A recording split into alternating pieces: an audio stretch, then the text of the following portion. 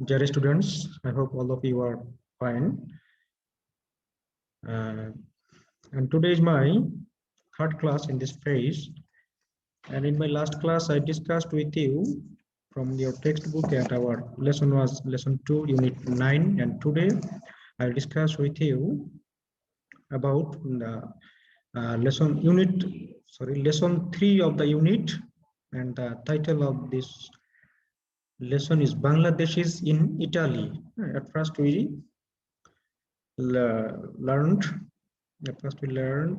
diaspora in lesson 1, and lesson 2 was Bangladeshis in Bangla town in East London, and in today's title of the lesson is Bangladeshis in Italy. তো ইতালিতে অবস্থিত বাংলাদেশিরা এই বিষয়ে আমরা আজকে আমাদের তৃতীয় যে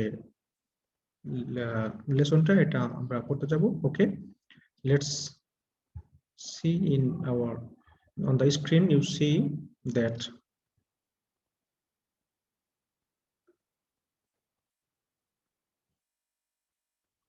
okay, sorry, it takes time. And okay, this is the lesson, and you see the title on the screen that Bangladesh is in Italy. Italy te obostito Bangladeshira. Okay, read the following passage by Itisham Kabir, a person, a gentleman named Itisham Kabir, and then attempt the activities that follow. Okay, now let's start reading the text, that is Bangladesh is in Italy, and it is written by Itisham Kabir. Okay, let's start. Last month, a 20-year dream came true. অর্থাৎ গত মাসে একটা 20 বছরের স্বপ্ন পূরণ হয়েছে। We visited Italy. আমরা কি করেছিলাম? ইতালি ভ্রমণ করেছিলাম, এবং by this way a dream, the writer said that his dream came true, and it was a dream of 20 years, and he has been cherishing the dream, and it became true. While it was an amazing lesson in history, এবং যেখানে এটা ছিল একটা ইতিহাসের একটা মজার একটা অধ্যায়, I was also taken by surprise. মানে বিস্মিত হয়েছিলাম at Bangladeshis in Italy. তো ইতালিতে অবস্থিত বাংলাদেশিদের দেখে আমি বিস্মিত হয়েছিলাম। I heard, আমি শুনেছিলাম, estimates of between 2 lakh to 6 lakh Bangladeshis in Italy. অর্থাৎ সে শুনেছিল প্রায়, this is not the exact number, মোটামুটি একটা আনুমানিক ভাবে যে 2 লাখ থেকে 6 লাখ বাংলাদেশি ইতালিতে বসবাস করে, এবং এই নাম্বারটাই তাকে কি করেছে? অভিভূত করেছে, বিস্মিত করেছে। Then I saw them in Rome. আমি তাদেরকে রোমে দেখেছিলাম। You know, Rome is the capital city of Italy. And then Florence and Venice, but not in Siena. Florence and Venice, these two other prominent cities of Italy. And the writer wanted to say that he saw them. So the them means the Bangladeshis in it, Rome, Florence and Venice, but not in Siena. তো লেখক তাদেরকে Rome, Florence এবং ভেনিসে দেখেছিল, কিন্তু সিয়েনায় তাদেরকে দেখা যায়নি। তো বাংলাদেশিরা usually don't live in Siena. The ones I saw, অর্থাৎ যাদেরকে আমি দেখেছিলাম, all had small to medium sized businesses. অর্থাৎ those Bangladeshis that met with the writer almost all had small to medium sized businesses. অর্থাৎ যাদের সাথেই তিনি দেখা করেছিলেন তাদের প্রত্যেকেই রয়েছে প্রায় মাঝারি থেকে ছোট ধরনের বা ছোট থেকে মাঝারি ধরনের ব্যবসা। ইন রোমে they were selling, তারা বিক্রি করতেছিল হ্যান্ডব্যাগস, হাতের ব্যাগ, sunglasses and tourist material on the streets. তাহলে কি করেছিল? রোমে তারা ওই হ্যান্ডব্যাগস মানে হাতের ব্যাগ, সানগ্লাসেস এবং টুরিস্ট ম্যাটেরিয়াল, অর্থাৎ যে ম্যাটেরিয়ালগুলো বা যে দ্রব্যগুলো টুরিস্টরা কিনে থাকে, এই সমস্ত দ্রব্যগুলো তারা কোথায় বিক্রি করতো? অন দ্য স্ট্রিটস, মানে রাস্তার উপরে। ইন ফ্লোরেন্সে তারা কি করেছে? দেখো, we walked into a store selling Indian looking things. তারা এমন একটা স্টোরে প্রবেশ করলো, ওয়াক ইনটু মিন্স এন্টার মানে প্রবেশ করলো। এই স্টোর একটা দোকানে সেলিং, যারা বিক্রি করতেছিল বা বিক্রি করে ইন্ডিয়ান লুকিং থিংস, অর্থাৎ এমন জিনিস যারা যেগুলো দেখতে ভারতীয়ের মতো, অর্থাৎ যে জিনিসগুলো ইন্ডিয়ায় পাওয়া যায় বা দেখতে এমন জিনিস যেগুলো ইন্ডিয়ায় আছে এরকম জিনিস বিক্রি করে এমন একটা দোকানে ওই আমরা ঢুকেছিলাম, প্রবেশ করেছিলাম। তারপরে হাইফেন দিস এ মনোহারি দোকান, এ বাংলা ওয়ার্ড, বাংলা ফ্রেজ, একটা মনোহারি দোকান, অর্থাৎ সেখানে বিভিন্ন ধরনের ইন্ডিয়ান লুকিং জিনিস বিক্রি করা হয়। অনলি টু ফাইন্ড, শুধুমাত্র এটা পাওয়ার জন্য যে দ্য ওনার ওয়াজ এ বাংলাদেশি, এর বিক্রেতা বা এর মালিক ছিল একজন Bangladeshi. Who had a chain of this stores in the city, তাহলে এই শহরে অর্থাৎ এই ফ্লোরেন্সে তার এই ধরনের অনেকগুলো, এর চেইন অফ দিস স্টোরস মানে এই ধরনের তার আরো অনেকগুলো দোকান রয়েছে। কিরকম? এই মনোহারি দোকান যেখানে ইন্ডিয়ান লুকিং থিংস বিক্রি করে, এরকম অনেকগুলো দোকান রয়েছে। এমন একটা দোকানে প্রবেশ করেছিল লেখক বা আমরা প্রবেশ করেছিলাম। তারপরে বলছে ইন ভ্যানিস, ভ্যানিসে দে ওয়ার সেলিং ট্রিঙ্কেটস, তারা এখানে ট্রিঙ্কেটস মিন্স অলংকার বা অলংকারের মতো জিনিস, like little puppets made from balloons, অর্থাৎ বেলুন থেকে তৈরি বা বেলুন দিয়ে তৈরি ওই পুতুলের মতো দেখতে জিনিস তারা বিক্রি করতেছিল ভ্যানিসে। মেড এখানে হচ্ছে পাস্ট পার্টিসিপল ব্যবহার করা হয়েছে, তোমরা you know the uses of participles. On the Accademia bridge and in San Marco square, তাহলে এই যে এই ট্রিঙ্কেটস লাইক লিটল পাপেটস বা এই ধরনের জিনিসগুলো কোথায় বিক্রি করা হতো? একাডেমিয়া ব্রিজ এবং সান মার্কো স্কোয়ারে, দ্য টু প্লেসেস। একটা হচ্ছে Accademia bridge and the rest one is the San Marco square, এখানে এই ইন্ডিয়ান লুক সরি এই ট্রিঙ্কেটস লাইক লিটল পাপেটস বিক্রি করা হয়। ওয়ান সেলার টোল্ড মি, একজন বিক্রেতা আমাকে বলেছিল, this would not sell in Rome, অর্থাৎ এই দিস মিনস হচ্ছে এই যে জিনিসগুলো, এই ট্রিঙ্কেট লাইটস পাপেট গুলো, এগুলো উড নট সেল বিক্রি হয় না ইন রোম, রোমে বিক্রি হয় না, অর্থাৎ সেগুলো কোথায়? ভ্যানিসে বিক্রি হয়। But in Vienna tourist buy them, এবং ভিয়েনায় যারা যায় যে পর্যটক তারা এগুলো কিনে থাকে, কিন্তু রোমের পর্যটক এগুলো কিনে না বা ক্রয় করে না। Then come to the next para. They were incredibly kind and polite to us. They means হচ্ছে বাংলাদেশ ব্যবসায়ীরা যারা এই যেখানে বিভিন্ন ধরনের জিনিস বিক্রি করে, অর্থাৎ বাংলাদেশি লিভিং ইন ইটালি, এরা were incredibly অবিশ্বাস্যভাবে kind and polite to us, আমাদের প্রতি তারা কেমন ছিল? অবিশ্বাস্যভাবে কাইন্ড, দয়ালু, এবং পোলাইট, নম্র ভদ্র, এরকম ছিল। দ্য পারসন ইন ফ্লোরেন্স, ফ্লোরেন্সের ব্যক্তিটি মাস্ট টু আওয়ার প্রোটেস্টেশনস, প্রোটেস্টেশন মানে হচ্ছে এখানে বাধা বা আপত্তি, এখানে আমাদের ওই ফ্লোরেন্সের লোকটি আমাদের অনেক আপত্তি সত্ত্বেও treated us with Cokes and ice cream, আমাদের কি করেছিল? আমাদেরকে আপ্যায়ন করেছিল কি দ্বারা? কোক এবং আইসক্রিম দ্বারা, অনেকটা ই সত্ত্বেও, অনেক তাদের আপত্তি সত্ত্বেও। এন্ড সোল্ড থিংস, এখানে সাবজেক্ট হচ্ছে এই দ্য পারসন ইন রোম, রোমের ব্যক্তিটি কি করেছে? তাদের আপত্তি সত্ত্বেও তাদেরকে কোক এবং আইসক্রিম দ্বারা আপ্যায়ন করেছে। And sold things to us, আমাদের কাছে তারা বিভিন্ন জিনিসপত্র বিক্রি করেছে এট লার্জ ডিসকাউন্ট, অনেক বড় ছাড় দিয়ে। when it came to prices, যখন প্রাইস মানে দাম, যখন দামের কথা আসে তখন কি করে? they said, তারা বলেছিল, pay us what you want, আমাদেরকে তাই দিন যা আপনারা চান, অর্থাৎ পে হোয়াট ইউ উইশ, অর্থাৎ আপনারা যা চান, যা মনে করেন তাই দেন। We are so happy to see Bangladeshi tourist here, আমরা বাংলাদেশি পর্যটকদের এখানে দেখেই খুব সুখী বা খুব খুশি। It was a kind of haggling in reverse, in reverse means হচ্ছে বিপরীতে, বিপরীত ধরনের। হ্যাগলিং মানে হচ্ছে দর কষাকষি, এর মূল ভাষা হ্যাগল, তাহলে এটা ছিল এক ধরনের উল্টো দর কষাকষির মতো, অর্থাৎ সাধারণত মানুষকে তারা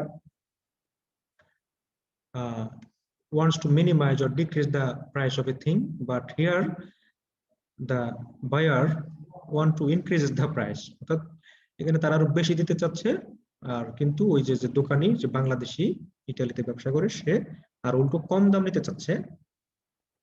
পরে কি বলছে, one street vendor in Rome, রোমের একজন এরকম বিক্রেতা, অর্থাৎ যে রাস্তায় পণ্যদ্রব্য বিক্রি করে, সে কি বলেছে দেখো, আফটার সেলিং এ সানগ্লাস এট 18 ইউরো টু ইউরোপিয়ান পারসন, অর্থাৎ একজন ইউরোপীয় ব্যক্তির কাছে একটা জিনিস, একটা সানগ্লাস 18 ইউরোতে বিক্রি করার পরে টার্নড অ্যারাউন্ড, ঘুরলো, বা and sold me a similar sunglass at 4.8 euro, এবং আমার কাছে একটা ওই একই রকম একটা সানগ্লাস বিক্রি করে কত, অনলি 4.5, 4.5 ইউরোতে। অর্থাৎ আমরা এখানে খুব একটা ছাড় দিয়ে দেখলাম যে সে বিক্রি করেছে, একজন ইউরোপিয়ানের কাছে বিক্রি করেছে 18 ইউরোতে, আর যেখানে তার একজন স্বদেশী, একজন বাংলাদেশীর কাছে বিক্রি করেছিল 4.5 ইউরোতে।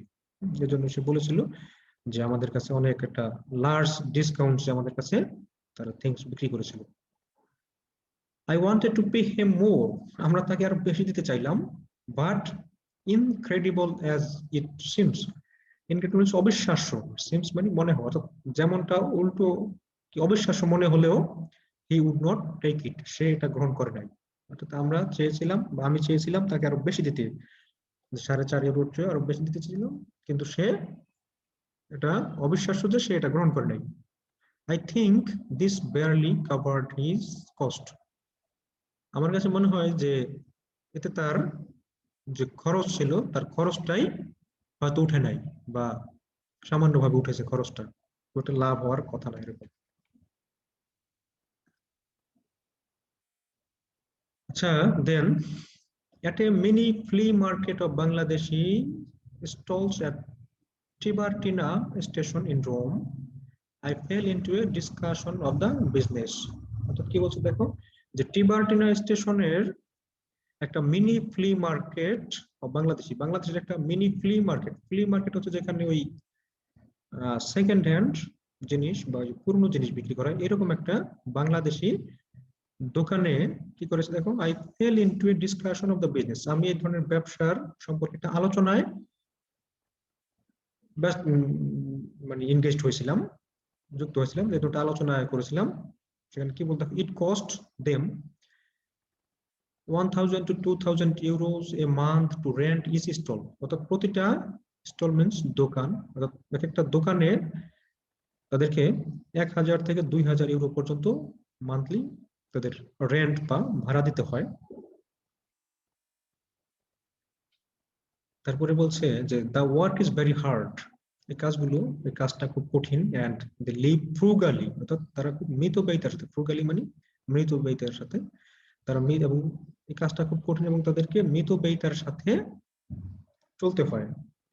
So they are able to save some money, এইভাবে তারা কিছু অর্থ সঞ্চয় করতে সক্ষম হয়, হুইচ দে সেন্ড হোম, এবং যেটা তারা বাড়িতে বাংলাদেশে পাঠায়।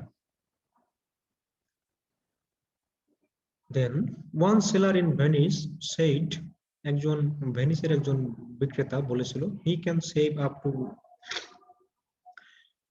টু ইউরো 1000 এ মান্থ, সে অর্থাৎ মাসে 1000 ইউরো সেভ করতে বা সঞ্চয় করতে সক্ষম হয়, but only if a lot of conditions are met, যদি অনেকগুলো শর্ত পূরণ করা যেতে পারে। যে বলছে কি, যে সে অনেকগুলো শর্ত যদি পূরণ করা যেতে পারে তাহলে সে মাসে 1000 ইউরো সেভ করতে পারে।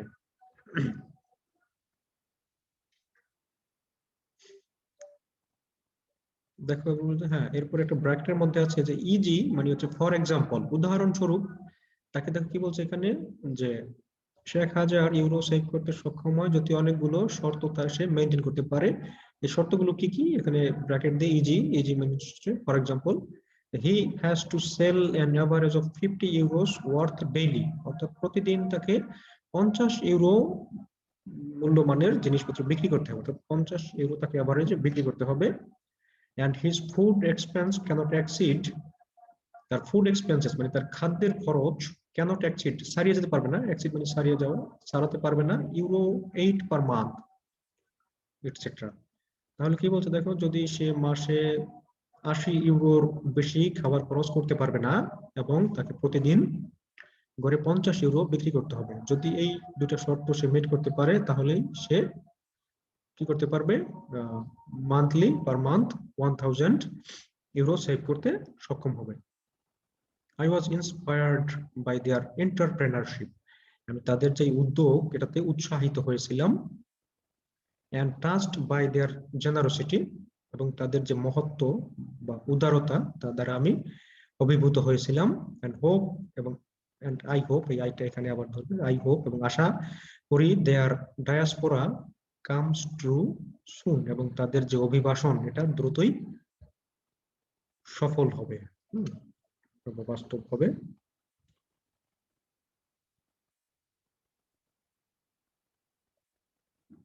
Okay, this is the passage of this lesson, that is lesson 3, Bangladesh is in Italy. And what we see here, we see that about 2 lakh to 6 lakh Bangladeshis live in Italy,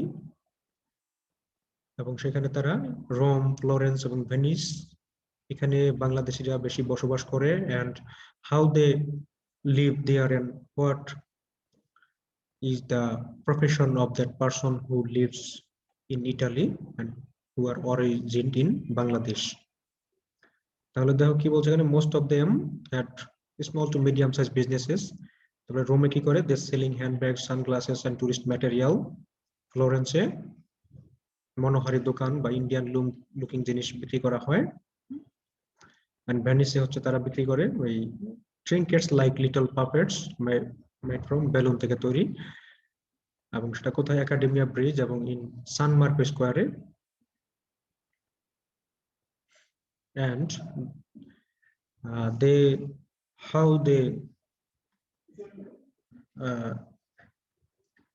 how they were to their countrymen.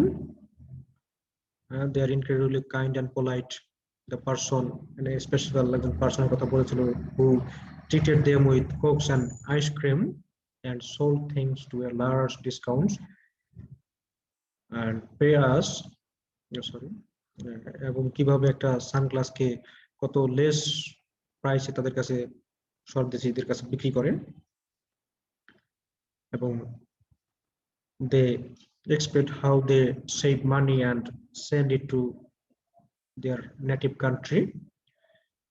And by this way we see the lives of Bangladeshis in Italy, and I hope you will get the meaning if you read the text yourselves, and you will prepare yourselves how the questions are set and is given in our exams. Okay, I think and then I will meet with you with another thing, and bye, goodbye for today.